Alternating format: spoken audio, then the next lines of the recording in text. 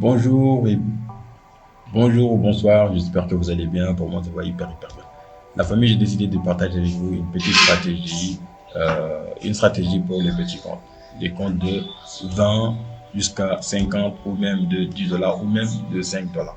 Donc, ce qu'on va voir ensemble, ça va vraiment vous aider à agrandir vos petits comptes. Mais avant de commencer la vidéo, j'aimerais bien vous inviter aussi à vous abonner sur la chaîne si ce n'est pas encore fait. Si c'est fait, c'est super. Et vous pouvez aussi me rejoindre sur Telegram, là où je partage des informations, des cours, etc., de setup et même des conseils. Voilà. Donc, sans plus tarder, on va voir ensemble les règles d'or pour affranchir cette étape-là. La première des règles, c'est pas d'émotion. Pas d'émotion. Qu'est-ce que je veux dire par pas d'émotion? Vous savez, les trading, il y a vraiment un jeu d'émotion. Mais il faudra être capable de supporter certaines choses. Par exemple, vous voyez qu'il y a une setup qui se prépare, ou encore même vous avez votre setup, le prix a déjà donné une première entrée, vous avez raté l'entrée, et que le prix est là. Ne dites pas que vous allez prendre cette entrée là parce que le prix a donné déjà cette entrée, donc vous allez rentrer ici. De toute façon, c'est une vente. Non.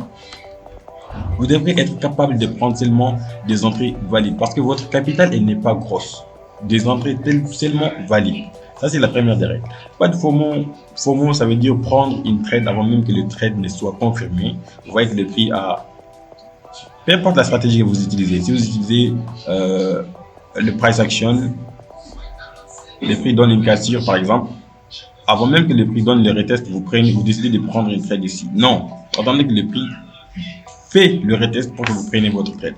Et si c'est les SMC que vous faites encore, c'est pareil. Quand vous voyez par exemple le prix donne une break of structure, vous avez votre autre bloc, vous avez votre liquidité là-dessus et tout. Vous voyez que le prix, elle arrive sur votre hobby, mais elle n'a pas touché votre hobby. Ne soyez pas pressé de prendre cette trade-là. Respectez votre stratégie. Attendez que le prix vienne toucher votre hobby et qu'il suive toutes ces liquidités-là pour prendre votre trade. C'est pareil. Et même la stratégie que moi j'utilise, le price action Falcon, c'est pareil. Ok, pas de FOMO, pas de FOMO. Et la troisième règle qui est la règle la plus importante, c'est le risque calculé. Le risque calculé veut dire quoi? C'est très important.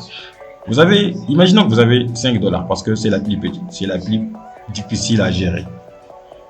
Vous voyez que vous avez une setup. Le setup elle est bonne, tout est ok. Ok. Maintenant, vous voulez prendre une trade.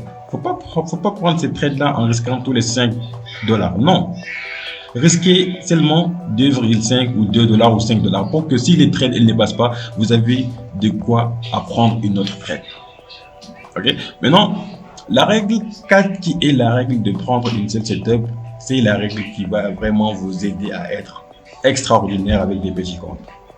Je vais même vous envoyer quelques captures et tout. Mais la plus importante que je vais vous montrer d'abord sur les graphiques comment ça marche. Par exemple, imaginons que là c'est une setup. Par exemple, là c'est une setup qu'on a décidé de prendre. Vous voyez, il y a une très belle entrée. Maintenant, ici, on a décidé de risquer 2,5 sur les 5 dollars. Ok. Maintenant, si les trades elles passent, je vais partir sur les H1. C'est quelque chose que vous allez vraiment aimer, que vous allez adorer. Si les trades, elles vous valident, vous avez pris votre première entrée et que les trades, elles passent, vous savez que votre TP, c'est ici. Maintenant, quand le prix donne une autre entrée, ici, là, vous avez risqué 2,5. Imaginons que vous avez 10 dollars de profit déjà. Quand le prix donne une autre entrée, vous allez risquer une autre 5% ici. 5 dollars plutôt. Ici, sur cette entrée-là. Est-ce que vous comprenez un peu? Vous allez risquer une autre 5%, 5 dollars sur cette trade-là et accompagner les prix. Accompagner jusqu'à ce que le prix atteigne le TP. À chaque fois que le prix donne une entrée, vous avez maintenant une capitale parce que vous étiez à 5 dollars. Vous avez plus 10, ça va vous faire 15 dollars. Donc, à chaque fois que le prix va avancer, vous allez faire en sorte de,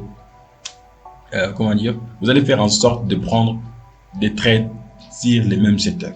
À chaque entrée, vous prenez une trade. À chaque entrée, vous augmentez vos positions jusqu'à ce que le prix atteigne le TP final. Et ne soyez pas distrait encore. Par exemple, vous êtes là, on est sur une TD4 et vous voyez par exemple, il y a une autre paire, par exemple, disons qu'on a 4 JPY qui se préparent ici. Vous êtes déjà dans une trade là-bas. Vous dites non, vous allez prendre cette trade là aussi. Non, restez focus sur les trades que vous êtes en train de gérer. Restez focus sur ça. Seulement ça, parce que vous avez un petit compte, le capital n'est vraiment pas une très très bonne capitale que vous allez dire que vous pouvez prendre tous ces trades là. Donc c'est ça. J'espère que cette vidéo va vous aider. Si c'est le cas, ça me fait vraiment plaisir. Et si ça vous aide pas encore, je suis vraiment navré. Mais j'aurais aimé quand même que cette vidéo-là, elle vous aide au maximum. Donc c'était ça. J'espère que, voilà, on va se dire à très bientôt. Surtout, portez-vous bien, prenez soin de vous et on se dit à très bientôt. Et buvez beaucoup d'eau aussi.